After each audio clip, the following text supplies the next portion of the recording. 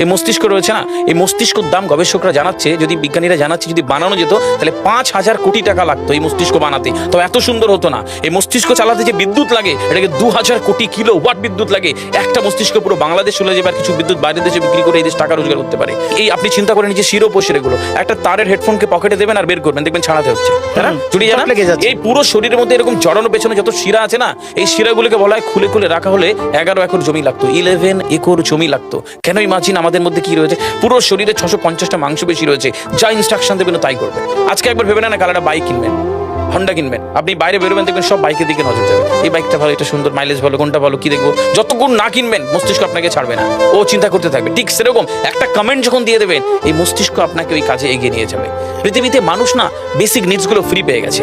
ভাবুন তো একবার, পৃথিবীর সবচেয়ে লাক্সারিয়াস ড্রিঙ্কের নাম জানেন? পৃথিবীর সবচেয়ে লাক্সারিয়াস ড্রিঙ্কের নাম হচ্ছে পানি। পানি, জল। যদি 5,000 টাকা লিটার কিনতে হতো তাহলে মানব জাতি কয়দিন বাঁচত? তো পৃথিবীর পানিকে ফ্রি করে দেওয়া হয়েছে।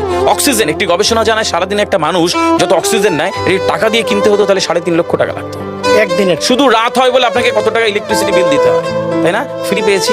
আমরা সারাদিনে যতবার অক্সিজেন নিই, শ্বাসটা নিই, 17,609 থেকে 23,608 বার। এই যার একবার দমের কষ্ট সে জানে একবার শ্বাস নিতে কত। তাহলে বেসিক নিডসগুলো তো ফ্রি, আর বাকি জিনিস আল্লাহ সুবহানাহু ওয়া তাআলা দিয়ে দিয়েছে। আপনার আমার জন্মের সময় সব দিয়েছে, একটা উইল পাওয়ার ঢুকিয়ে দিয়েছে, যেটাকে বাংলা ইচ্ছা শক্তি বলে। এই ইচ্ছা শক্তির বলে আপনি এখান থেকে বেরিয়ে কালো বলে চুরি ধরতে পারেন, আবার অভুক্ত মানুষকে একবেলা খাওয়াতে পারেন। এই দুটোর জন্য আপনার বিচার হবে আর আপনার জীবন একদিকে যাবে। বুঝতে পারে, ফিল করতে কেন দেওয়া হয়েছে। আমরা বেশিরভাগ মানুষ দেখবেন নামাজে দাঁড়ানোর সময় চিকন একটা ঘেমো গন্ধওয়ালা পোশাক করে নামাজে দাঁড়ায়, বিয়ে বাড়ি যাচ্ছি হেভি ফিটফাট করে।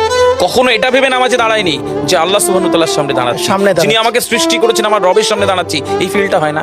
আমি সিজদায় গিয়ে বলি সুবহানা রাব্বিয়াল আলা, ও ঢাকায় নামাজ পড়ছি আর ঢাকুরিয়াতে রয়েছে আমার মন, কেন মানে বুঝি না।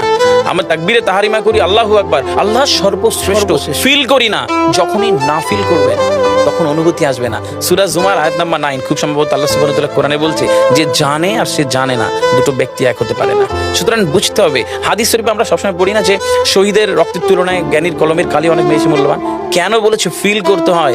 এই ফিল যখন কেউ করবে তখন তার জীবনটা বদলে